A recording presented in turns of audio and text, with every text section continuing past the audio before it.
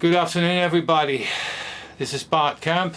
We are on September the 9th. I lost the date, so there you go, how pro we are. And I'm back at Malcolm Blunt's house, and we're going to have another chat. This time we found a subject, or better yet, Malcolm found a subject, and which we're going to talk about. And the subject of today is Yuri Nosenko. Now, I don't know much about Yuri himself. I know that he was a defector and he came from Russia to the States, and I know that he was involved in the Oswald case, but how exactly is my first question. Malcolm, how did Yuri Nosenko get involved? Well, first of all, I'm going to say that I'm probably going to ramble off in different directions. Okay. So if that's okay with you. It's fine by me. And the audience? Yeah. Okay.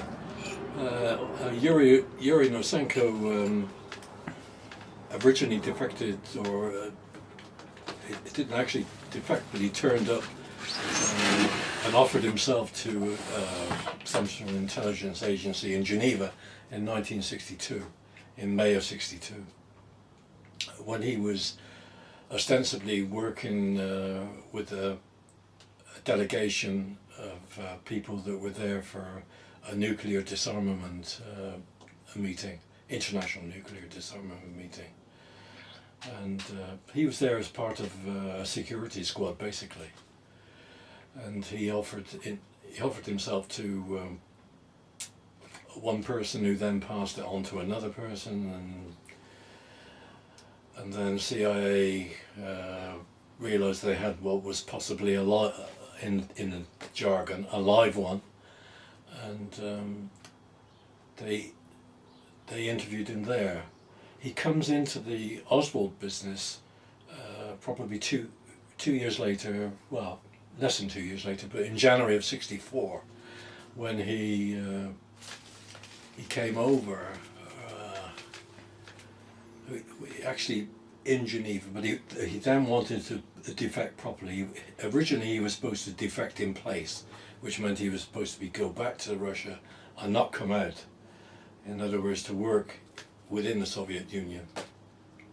But he turns up in January at another meeting in Geneva and says that he needs to actually defect to the US. He mentions that there's been a cable recalling him to Moscow, and he believes that they're onto him. And they believe he's in difficulty, in problems. So the CIA talked to him, and they're interviewing, and they're making, at this moment in time, this is obviously a couple of months after the assassination of President Kennedy, they're talking to Nosenko about this and about that, and then suddenly he says, "Oh, by the way, I handled Lee Harvey Oswald's file." Well, you can bet that got everybody's attention. And so he was allowed to defect based on those statements, that he actually saw, he was involved with the original defection of Oswald. He saw the material then, when he was in the Second Chief Directorate. And he saw Oswald's file again, I think, when the Mexico City business arose, when they were checking on him, who he was, and the request came back to KGB headquarters. So he claims he saw some of Oswald's files then, and then after the assassination, he was involved with getting the files back from Minsk to Moscow. So we had all that, and CIA listened to this, and they thought, well, you know, we have this guy, we've got the Warren Commission sitting, here's a guy, he's obviously an important material witness. So they interrogated him, and they listened to him, you know, and what he actually said was the core statements he had for the CIA was the KGB weren't interested. They saw him as unstable, not normal, so they didn't speak to him. This is basically, and this was Nosenko's mantra. He said exactly the same thing over and over and over again without any difference at all, right through to the House Select Committee on Assassinations, when he said exactly the same. So, and that takes a lot of swallowing, that takes a lot of believing, because there were things going on. You know, for instance, there were the George Blake, the British double agent that was working for the KGB, but British intelligence didn't know this. He came back, I think he'd been in Europe, and he came back in May of 1959, to part of MI6, which was called Production Services. Production Services was basically the bit of MI6 which dealt with training people to go as tourists to the USSR. It was similar in a way to SR-10, which was the American version in the Soviet division. So Production Services, he was working in Production Services, and there was a meeting around sometime in June of 1959, and where Blake was briefed on those programs, the British Tourist Agent Program and the American Tourist Agent Program. And of course, all that got back immediately to the KGB in Moscow. That's not to say they didn't know about this. Of course they knew about the tourist agent, but you know, what Blake gave them was the contents of the shop, basically, for both British and American tourist agents.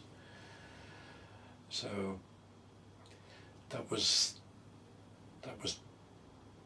when you look at that, and you look at that in context with the defection of Oswald and defection of Webster, Ricordetti, and these other people,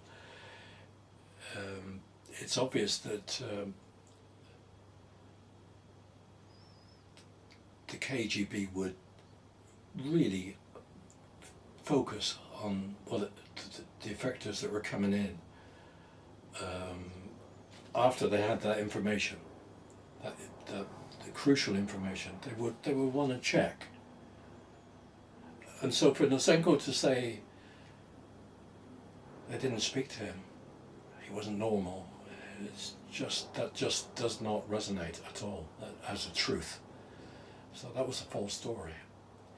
But I suppose the other thing you have to bear in mind is with Yuri Nosenko is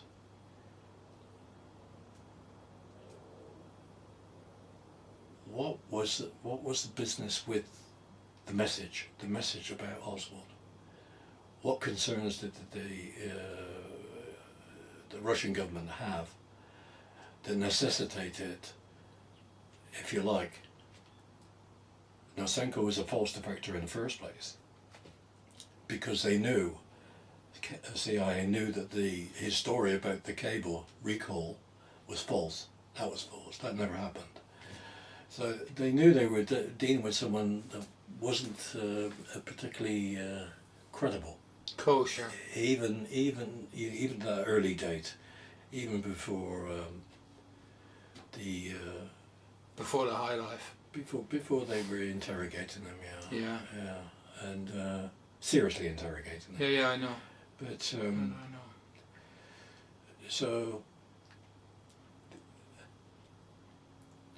when you ask about what role did Nosenko play in a Nosenko business, we get into quite quite an involved business, I think,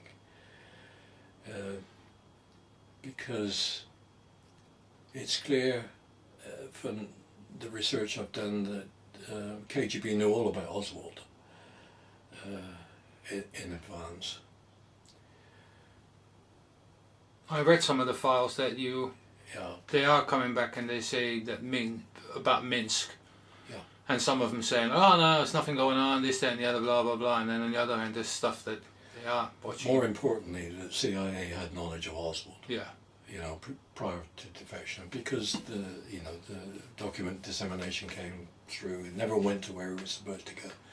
It was sidetracked by the security office, security research staff, and that was a major subversion of the system.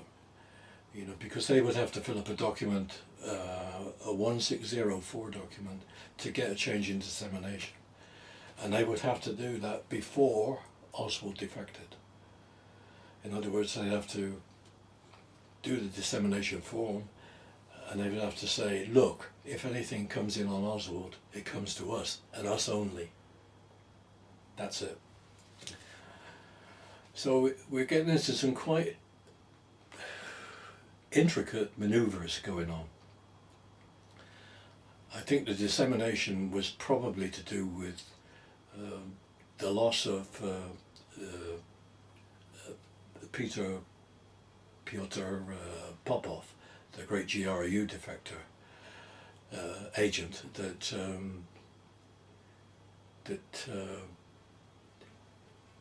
was able to provide crucial military hardware information to the CIA. When he got arrested, a lot of people got very excited in the CIA, and they were concerned that he'd been betrayed by a mole. There were indications that it wasn't just due to routine surveillance or hard surveillance by KGB. It was that he was given up by a source inside CIA. Well, that, as you can imagine, that got Angleton's attention, and James Angleton, and he worked with the security research staff. So it looks like the sole intent, the intent of with Oswald was to utilize him in seeing whether they could activate a mole inside CIA, to see if the KGB actually contacted their mole, and in the process revealed themselves. That was the intent of that, I think. I find that remarkable that you mention all this, because there's a movie with Kevin Costner, and it's called No Way Out. And there's a search for a spy, and the spy, of course, is called, the mole is called Yuri. And I'm going to spoil it for everybody. Costner is Yuri.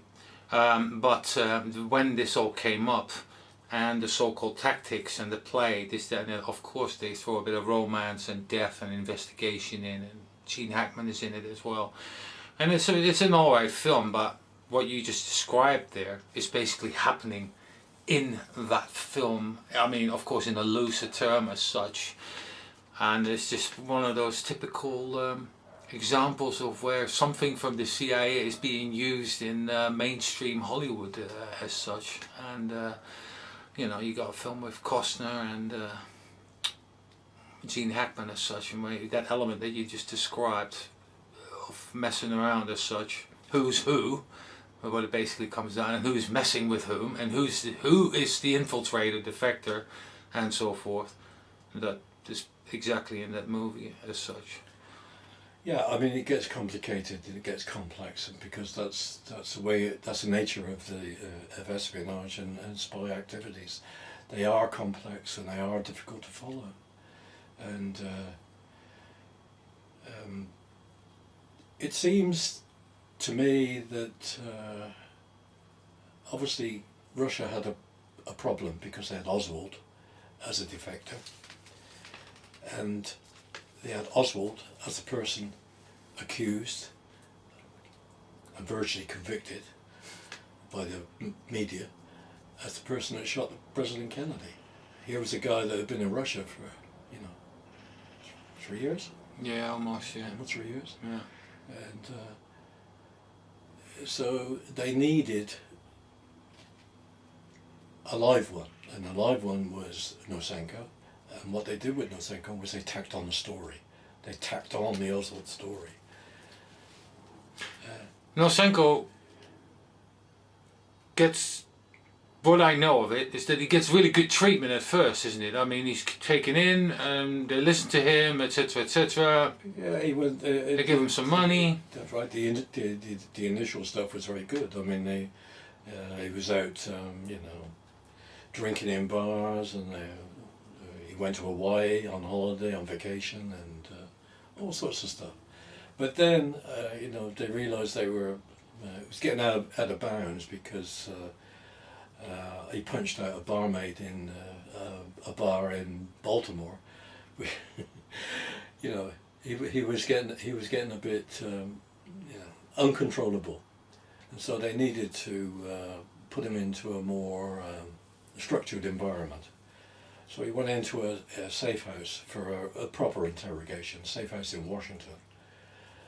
This is before the bunker business, right? Before Camp Peary. Okay. So there's a safe house in Washington which he went into, and he went through the process of interrogation of a defector by CIA is gruesome.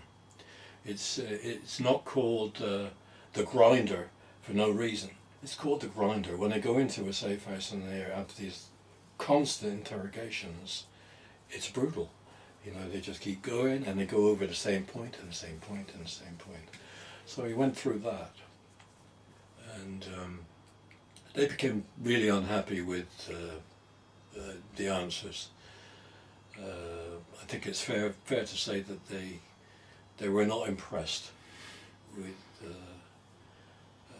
There were so many different things that you could actually hang a hat on as being patently absurd with Nosenko.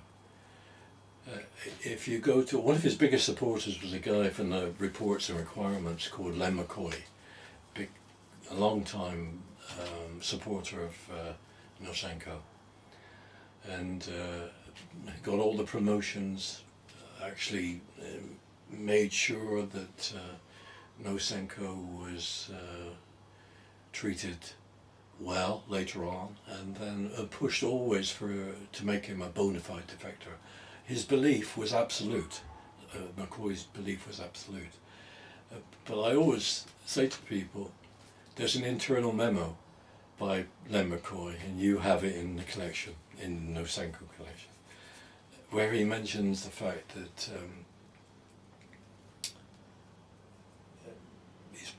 he's actually trumpeting how wonderful Nosenko is, and he says in this memo that Nosenko gave up the names of 2,000 KGB personnel. Excuse me. That's quite a lot. 2,000, could you remember 2,000 people? 2,000 names of KGB personnel? That's what Nosenko gave. And the same guy doesn't know how to send a cable. The day-to-day role of a KGB officer means he's going to send cables, receive cables and send cables, maybe a dozen times a day. He doesn't know how to send a cable, but he can remember 2,000 names. I mean, I think just so many pieces of Nosenko that just don't fit. They're not. They're far from being a bona fide defector. He was completely the opposite. But he had to be accepted by CIA. Why? I asked Pete Bagley that question, and it always ended up the same way. And it was. He thinks Pete's thoughts were always that it was a political decision by CIA. Political decision. I thought, well, what does that mean? Means it comes from higher up? Yeah. It comes from Government. higher up, but also from information that you're not privy to. So that was as far as Pete could get with it. I mean, I used to say to Pete Buckley when we talked, we talk about it, that you must be bitter about your treatment, because here's a guy, you know, a senior CIA officer. He was like chief of the counterintelligence division in CIA, in the Soviet division. His career looked to be going just one way, towards being director of CIA. Some say that. And then he has this gross misfortune to be the case officer for handling Yuri Nosenko. And boy, that was problems. And a career ender, really, for him, because he wouldn't back down. You know, he could have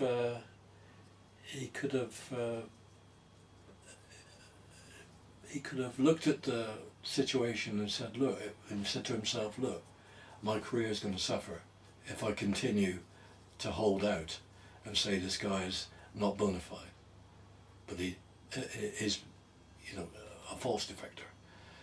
But he didn't do that. He stuck to his guns and said this guy is a false defector. He's not bona fide. And that caused him the end of his career, really. I mean, he got transferred to Brussels. He was chief of station in Brussels. It wasn't where, really, it wasn't where he was going to go. As far as his career was concerned, his career was going to be to the very top, probably. And Nosenko's the problems with Nosenko, because he wouldn't back down, because he wouldn't say, well, I think this guy could be, you know, he didn't say that at all. Never buckled. Never buckled. He did a polygraph, or he did several polygraphs with this. Nosenko. Yeah. One of them is in, or an interrogation of him is among your documents, if I'm not mistaken. But the debate about this particular polygraph, there's a fair bit on it around as well, where people just wonder aloud. Because the thing is like, in general, from what I get from reading or glancing at this material, a lot of people just don't know what to do with this guy, or don't know how to decide on this guy, and basically say like, yeah, this guy's totally legit and whatever he says is correct, but there's no opposite either. There's no like. Well, the problem is, you know, he gave up. He gave up people. Right. He gave up Vassal, who's the you know, worked for the British Navy, and he gave up other people. I mean, I forget. He gave up 2 or 3 other people, but he gave up the guy at Orly, the military guy at Orly, that was taking out packages and resealing packages of classified information. But he'd already been given up anyway. I mean, in the business, in the jargon, what Nosenko gave up were throwaways. The stuff that the KGB were happy enough for him to throw away. So I never found it, and Pete never found anything of significance. No real value. No, he gave up nothing. Gave up nothing of significance. And when he sat down with Peter Deryabin in 1965 for 6 weeks, I mean, at the end of those 6 weeks, KGB man, with alleged KGB man, it was a big no-no from Deryabin. And then you get into later where they try to shut Deryabin up. CIA tries to shut him up. He was threatened by CIA, you know. Because? Because he wouldn't change. He was, you know, he was adamant that Nosenko was a false defector. And then when you go to the papers, you go to the paperwork, you go to find documents that should be there. You know, Deryabin's testimony. in interviews, pre-interviews. It's not there. I mean, it's supposed to be released, but I look forward to reading it when it is released. You know. Like many other documents. Yeah. But you see, you know, anywhere where there's problems, you know, it gets squelched. So let's go back to the interrogations of Uncle Yuri. First he's in Washington, and then they take him into the hole, like this basement type of thing. It's been described as a bunker. Yeah, but this is also used in some kind of a TV movie of some sort, where they have maybe it was the Matt Damon film with Al Pacino, where they did was it The Good Shepherd? They've got somebody basically also locked up in some kind of a basement bunker style with a huge glass wall, and where basically they tell him to drink water from the toilet instead of handing him the water, blah blah blah. But it is also about you know that it is about the Nosenko period, about the defector coming in as such. That was the second time Nosenko actually was used. But I want to talk about why did do you know why they actually moved from the Washington location, the safe house, to that bunker? And well, the story was they wanted him in a more secure place. They wanted him. This is the reason they gave. They moved in there for security purposes, and it was a security office request to do that. They wanted him in a more secure location.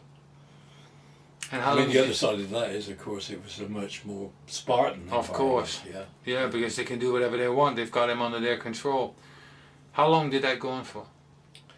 Went on for almost 3 years, I think. 3 years. Yeah. So he's practically in solitary confinement and only being woken up or talked to when interrogating. 64, 65, 60, maybe 2.5. Yeah. So. But so he seemed to adapt very well to it. He did all. One of the things that Peter Daryabin noticed, that defector, the good defector, that doubted Nosenko's bona fides. One of the things he said was that, you know, Nosenko made chess pieces out of bits of wool, which is a thing that people do when they're in a gulag. It's one of these things that people do when they're in a gulag, because they've got nothing. They just make these things out of bits of wool, bits of fabric, anything. So he made a chest out of it. Of course, they took that away from him. Anything that looked like reading matter, they took away from him. I mean, they really did give him a hard time. I don't doubt that. But also, he gave them a hard time. You know, he drove them crazy. He drove CIA interrogators crazy. He drove them nuts. It was so frustrating for them, I think, to deal with. So frustrating. And when you get to the period of the House Select Committee, what's interesting is it gets mirrored with the guy that's the senior HSCA staffer that's dealing with Nosenko is Ken Klein. And when you read Ken Klein's notes, and you had those with the Nosenko material, I think it's 100 pages of notes, handwritten notes. And you see how frustrated that guy was, you know. Every other page is, he writes lies, more lies, liar. I mean,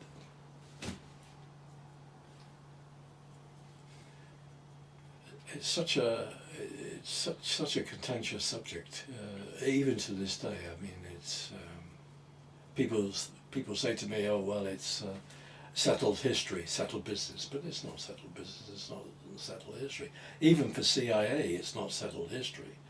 They were trying to do what they called a reconciliation. I remember I met a historical review group officer in 2012 at a conference, the Raleigh Spy Conference, and she had the remaining Nosenko files in her office. So she was a custodian. She was the person dealing with Nosenko inside So she was an interesting person to talk to. No doubt. And she said to me, what we're attempting to do is draw a line. This is like 2012. To draw a line under the Nosenko business. And I said to her, well, does that mean talking to Pete Bagley? And she said, oh yes, of course. Of course.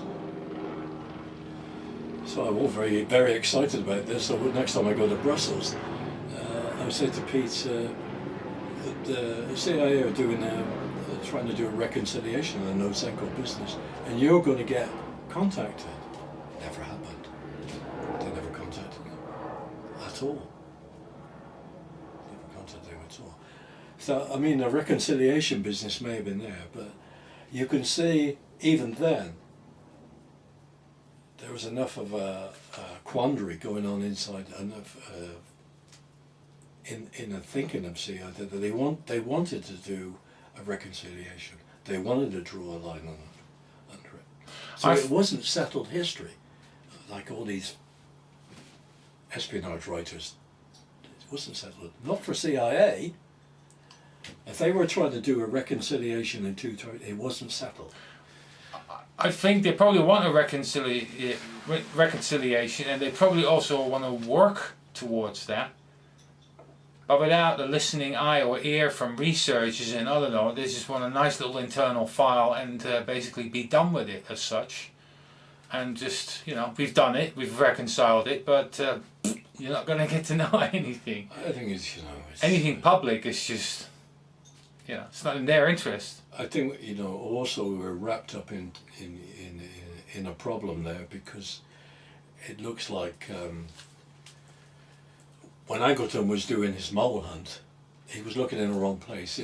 Everything went to the Soviet division. They were really focusing down on the Soviet division.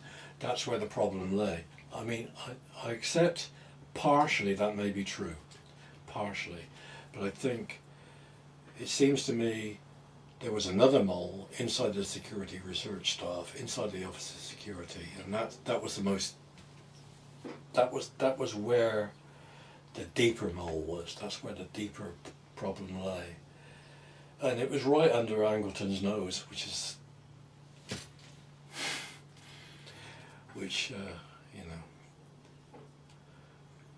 So it's a complex and difficult subject. When you asked me that original question about where does Nosenko fit in, where does Nosenko fit in? It's mega, because we get into we could talk about, for instance, that knowledge of Oswald held within the agency, the pre-knowledge of the defection. They're not going to want that coming out at all. That's got to be covered up at all costs. That's got to be covered up. And the idea that this guy was connected in any way, shape or form with the agency has got to be covered up. And so we have that difficulty. And when we get to Nosenko, we get this interesting sort of connection between the guy that sat in the security research staff on October the 31st, 1959, when information comes in on Oswald's defection from the State Department, and they get a request from Sam Papich via Jane Roman.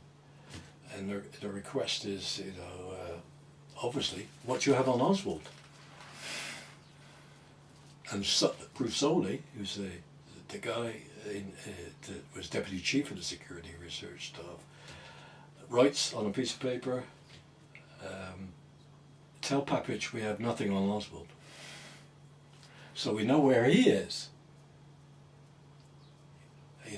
That's a flat out lie to another intelligence agency.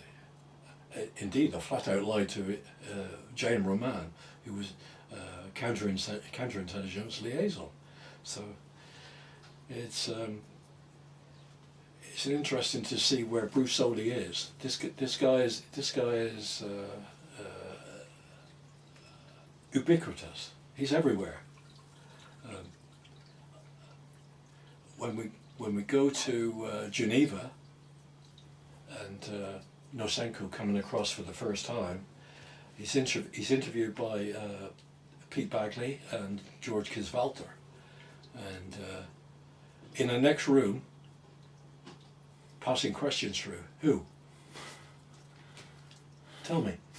Bruce Soley. Yeah, Soley. Yeah. Yeah, Bruce Soley. Oh, interesting.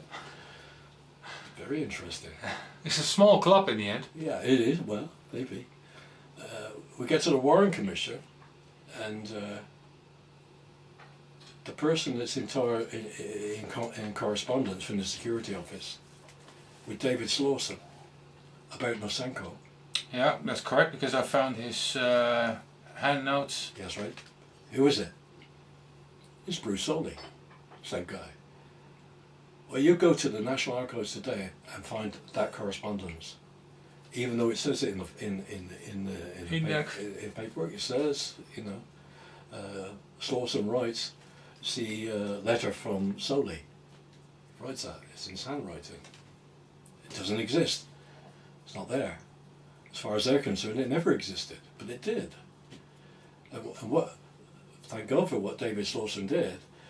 He sort of paraphrases it. So we don't know the contents of Soley's letter, but what we do know is in April of '64, he's defending Yuri Nosenko. He's saying, really what he's saying is the stress of defecting may be affecting his statements, because even at that time, doubts from the Soviet division were going to the Warren Commission saying, look, we can't trust what this guy's saying. We can't go with him. You can't believe him. Soley's defending him. April of '64, Bruce Soley's defending him.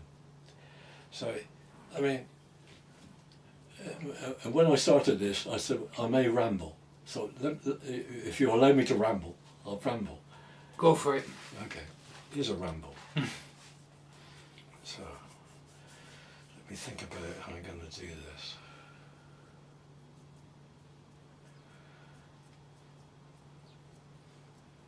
Or maybe I shouldn't ramble. Let me think about this for a second.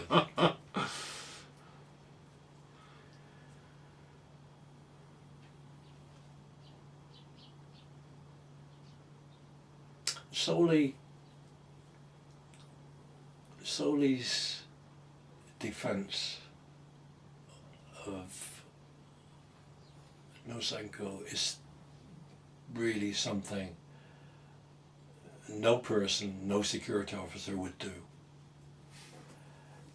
Especially Bruce Soley, who we know was a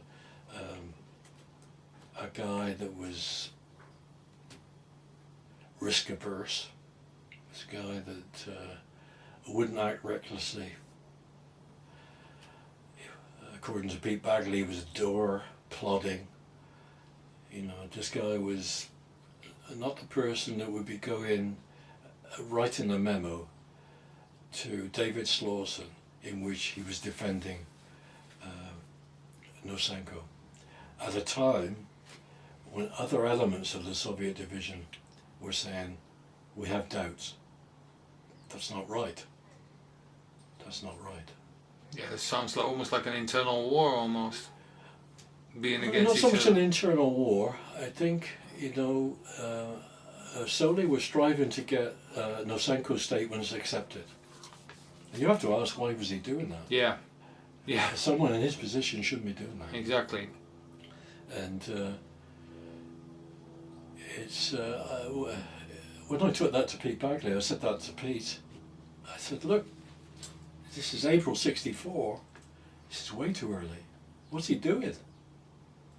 I couldn't answer it. Pete couldn't answer that question, except it set up doubts in his mind about Soley. Previously, when I ventured to say to Pete, I'm not sure about Bruce Soley. There's something funny about this guy. And he was saying, "Oh, well, unthinkable, unthinkable." You know, when I proffered the idea that Bruce Olley could be a mole, he was saying, "No, no way, no way."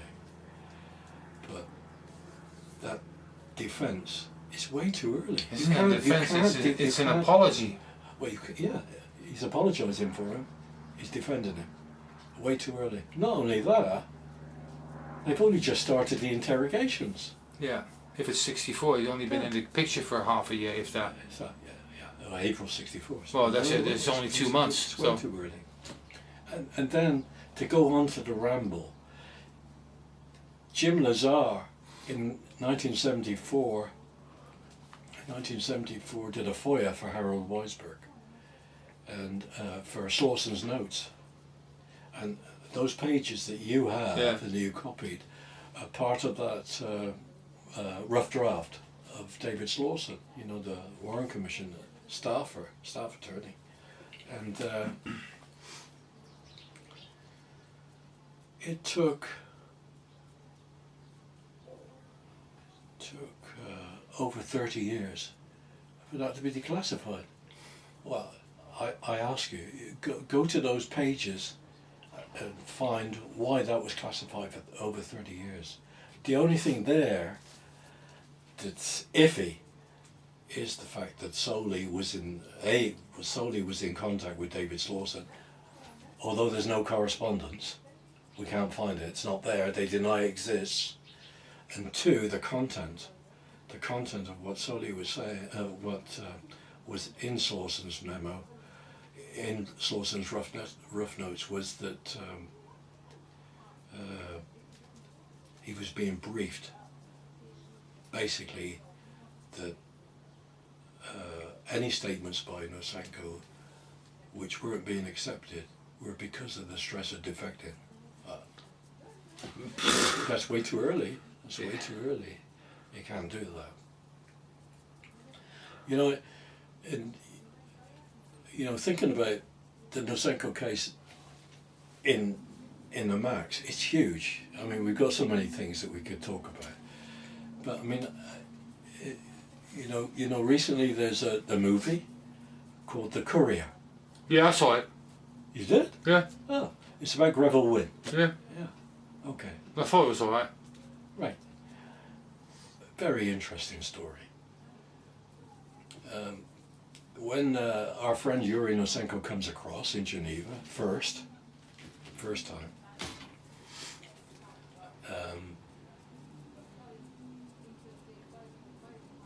he talks about this and he talks about that, and he's trying to get the CIA interrogators into people interviewing him, Bagley and Kilsvalter. He's trying to get their confidence. He's trying to say, given the appearance that he's given them stuff. So he talks about various things. He talks about Mecca. You know about Mecca? No, Mecca was stuff that they smeared on various door handles and stuff like that. Magic stuff where you could track people.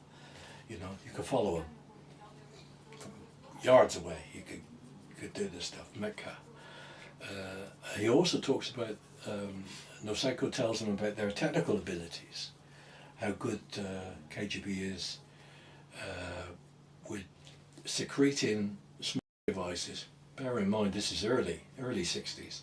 Very small devices, which, such as in ashtrays or in vases,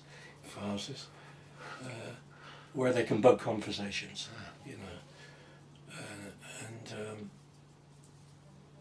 So yeah, this is all very interesting. And then he blurts out to Bagley and Kisvalter, and yes, we bugged the conversation between your embassy man Dulaki, who was a naval man in the Moscow embassy, and the Indonesian ambassador Zep. Right. This is all very small beer. Zep has spells it out. Z-Z-E-P-P.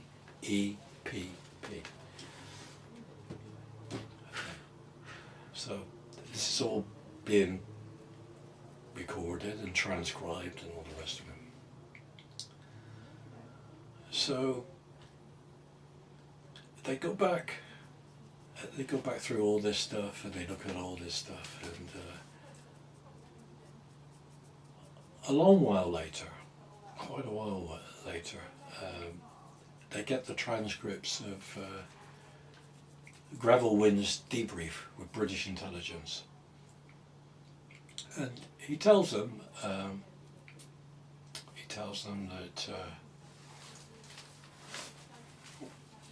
he was brought in one day, and the interrogator says, "Now, Mr. Veen," they called him Mr. Veen, not Wynn, Veen, Mr. Veen.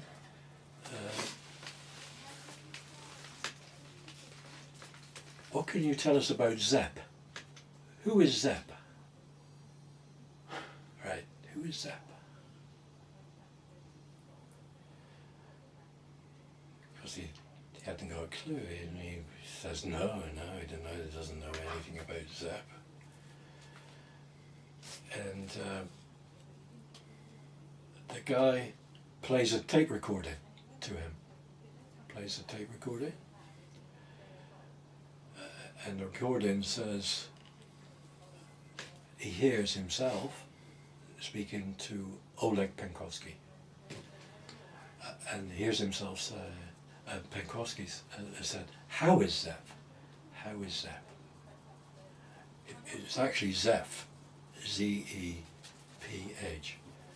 Zeph, who was a bar girl. That's how innocent it was. But it obviously concerned KGB, because they didn't know who the hell Zepp was.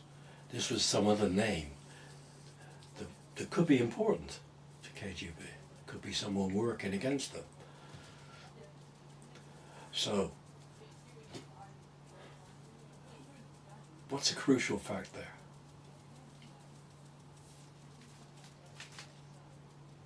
If I didn't know any better, it's for them to do their work better and basically investigate as such. The story Nosenko gave and the story the KGB gave was that Penkovsky was caught by hard surveillance, routine surveillance. That's how he was caught. And that happened 2 months. 2 months of surveillance. The point is,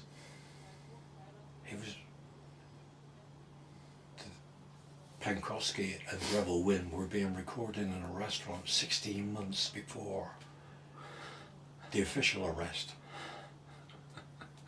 Now, what were the Russians doing all that time? All that time for 16 months, allowing Penkovsky to give up all these secrets. Why would they do that, Bart? Why would they do it? Well, they'd only do that if they wanted to do it. They wanted to do it because they were protecting a source. A protected source inside CIA that was so important that they had to let Penkovsky run. So when we talk about Nosenko being bona fide or not bona fide, for me it always comes down to that, Zepp. On that first interview, he blurted out Zepp. Admittedly in the wrong context, but I'll tell you one thing. I'm inclined to go along with what you say, but I've learned, especially while reading your archive, is that when you read something in a document, it doesn't really mean that that's what actually was said or reported as such. It is, you have to basically, you're dancing on ice when you are judging that particular report by itself as it is such 16 months before. Yeah, okay, that's fair enough. That's a really good point. 16 months before, but 2 months before the hard arrest. And you can't explain to me, no, nobody it's can the explain time, to me the time that Penkovsky was given all this, they allowed him to give all this fantastic information. fantastic information. Yeah, I mean, That was source you've got the time element of 16 months. Source protection. That works for you. Yeah, and that's because I am not really. I say my research doesn't span over that long a period as such. So you could, there have been interviews afterwards, but the actual situation But itself. it's about what we do. Yeah. What we do, what you do, and what people that do. Anybody I would say that does deep research is doing, in effect, they're doing a mirror image of what a counterintelligence officer does. They look at very small details, something that like maybe there, which matches up with there. The things that raise the questions. I mean, the most frustrating part I find is that I've got a question answered, but every question answered gives me 2 more extra questions on top of that, because then you get the answer and you go, yeah, but what about this and what about that? Well, don't know about that. Well, I'm further stuck. I get one answer and I've got 2 more questions now, which I didn't have before I got this answer. So that doesn't make it easier. Like I said earlier, I've tried to not to nail things to the cross immediately, because I found so many documents afterwards that put nuances to what I actually thought as such, that I just said, yeah, okay, I'm inclined to think, but I'm not 100% sure to believe this such and such. And especially what you do with the whole intel thing. What they said about the arrest of Pankowski was that it was hard surveillance. These are the bodies on the ground, the bugging of his apartment, all that stuff. This is not technical surveillance 16 months before in a fucking restaurant. Oh, sorry about that. It's just not. It's just not. And the way that Nosenko brought up that ZEP on the first conversation, it was clear that KGB were concerned. Who the hell's ZEP? We need to know about it. You see? Greville Wynne couldn't work that out. In his book, have you got that book? No. Man from Moscow. He talks about it, but he disguises it. What he says was the KGB officer came in and confronted him about something he said. He doesn't say anything about ZEP at all. The fact that when Wynne says no, the guy plays a tape. And he said what amazed him was the clarity of the recording. The clarity of the recording, because he said obviously there should be background noise. All that was cut out of it. No, that's not right. I mean, this is very early to be able to have that sophistication to be able to do that. So wouldn't it be in some sort of plan in the background? To what? To bringing this out? I mean, here's the thing. I don't believe anything the CIA does. I don't believe anything the CIA says. And I don't think the KGB would be any different. I mean, lying is a prerequisite. So if you plant something way before, what would be, let's just assume they plant something way before. It's not planned. What would the point It's be? not planned. No? No. It's part of a conversation between Pankowski and Wynne. Yeah, but... It's just a normal conversation where Pankowski was saying to Wynne, how is Zeph? The bar girl they knew from London. But that was picked up on the mics 16 months before the so-called real surveillance and a capture, an arrest of Pankowski. Makes you wonder whether Zeph is still alive. If she was a bar girl in the 50s. She'd be an old dear now, but they called the Russians refer to as Zep. they don't quite get Zep, they called it. But I mean, I think that's that in a nutshell is me, because that meant the source protection. That meant a mole, and they knew that, and I think Angleton knew that. That's why he was so gung ho on going on the mole hunt. really going on the mole hunt. Well, it cost him his job, didn't it? Eventually. Eventually, yeah. But you know, he was looking in the wrong place. Well, I say he was looking in the wrong place. I think, you know, there maybe was one person in the Soviet division, but a lot of people that he suspected, or that they suspected. But the person that was dishing out the files on these defectors was a person that one should really suspect, and that was Bruce Soley. He was dishing out the files to the FBI for deep investigations. Talk about the fox in the chicken coop. Goodness me. So, and the same guy. right. You know, Bruce Soley's the guy that somehow gets himself appointed to spend a year with Nosenko. Almost a year. And then finding that the guy was a bona fide defector. How does that work? Amongst your paperwork, there's about 200 pages of whether Nosenko is a bona fide defector in 3 parts, I think, if I'm not mistaken. For the listeners and the viewers around the world, I shall put the link to all the Nosenko files in the description below this video. So once you've watched this video and feel inclined to go through all this, the heap of material, because it was a fair amount, of which also a fair amount is not available online, once again. So just click on that link underneath and it will take you there for your own reading pleasure as such. I just want to pick up, before we close off, we're close to the hour. One thing. Yeah. What we have to look at is also continuity. You know, we started with the security officer in Geneva, yeah, passing through the questions, Bruce Soley.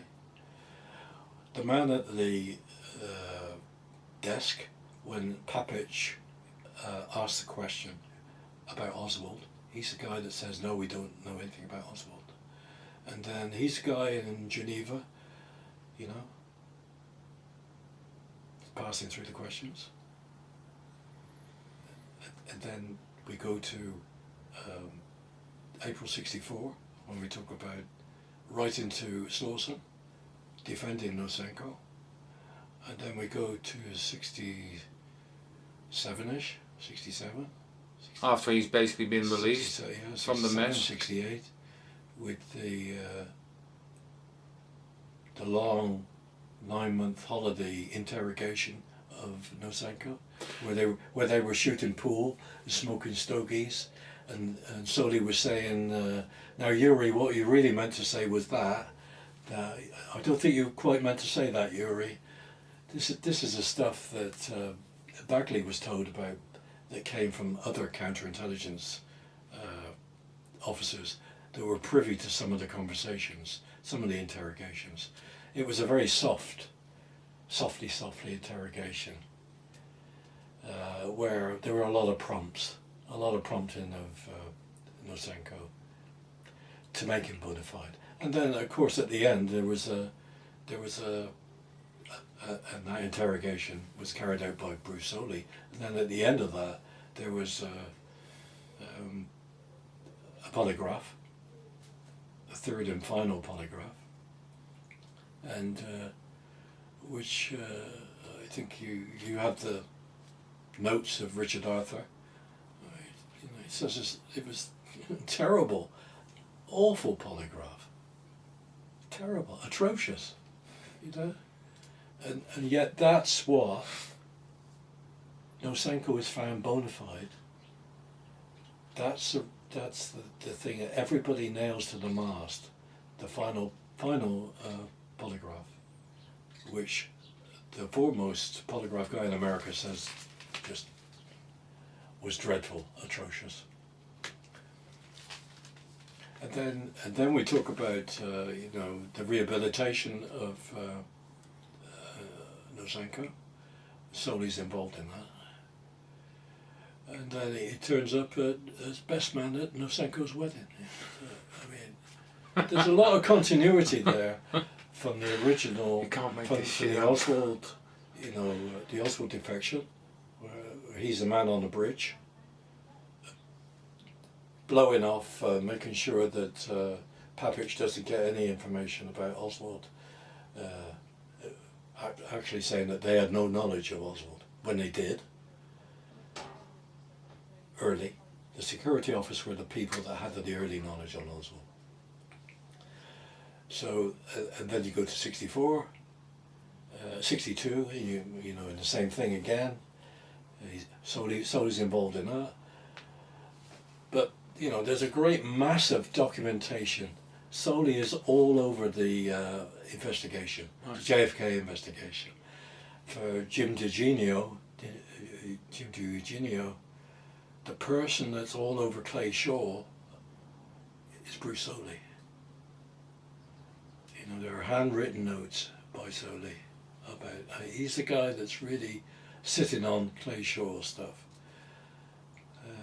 Solly's the same guy that ordered, to set up the system, what's called the flower petal system inside the security office, where they remove documents from their files before giving them to the church committee. And then after the church committee finished, using the flower petal system, where they had a little flower in the corner, purple flower, the documents were put back. Denying that a Senate committee documents, and he was the guy that instituted that system. He was the guy involved in that. So for me, Solly is a key guy all over the Kennedy investigation, all over the Kennedy assassination investigation, all over the Nosenko business. Crucial guy. And in my mind, suspicious enough for me to think a mole. Right in the heart of the security office. Unthinkable, as Pete Bagley originally said to me, but then changed his mind. So then Nosenko. Did Nosenko also get asked during the Garrison investigation? Because that is something I've missed. Were there any questions for him, about him, or anything on him during that time? They didn't know about it at that time. It was all kept hush-hush. Right. So when did it actually start to come out, all that? Is it just during the HSCA or is it later even? What, for Nosenko? Yeah. Yeah, I think it got, you know, publicity, got legs during the HSCA period. Right. Yeah. But what they did, what the CIA did, very cleverly, was to give up, they appointed a guy called John Hart to do their own, what's known as the Hart Report, which was basically, you know, basically a support document for Nosenko's bona fides. So John Hart did that.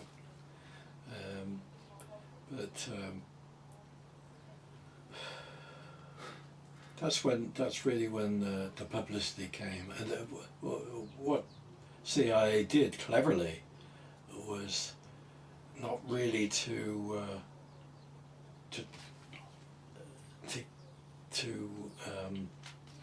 give up all the doubts about Nosenko. That's what they, you know.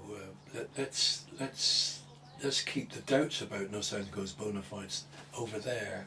What we give up is that Nosenko was badly treated, was poorly treated when he was in the bunker. So they gave that up, and that was all over the place. I mean, it's true. Hart came up with a note in which Pete Bagley was supposed to write down various things, you know, send him to the loony bin, and you know, stuff like that, and terminate him. Terminate him was another thing. Okay. But one more thing. What I should say is, interestingly, I said to Pete Bagley about the note which he is supposed to have written. Yeah. He didn't remember writing it. Oh. He did not remember writing that note. Was it his handwriting? Yeah, it was his handwriting, but he only ever saw copies. He never saw original. So the note, well, you know, they're very clever. That could have been fabricated. Could have been. I mean, he wouldn't believe it.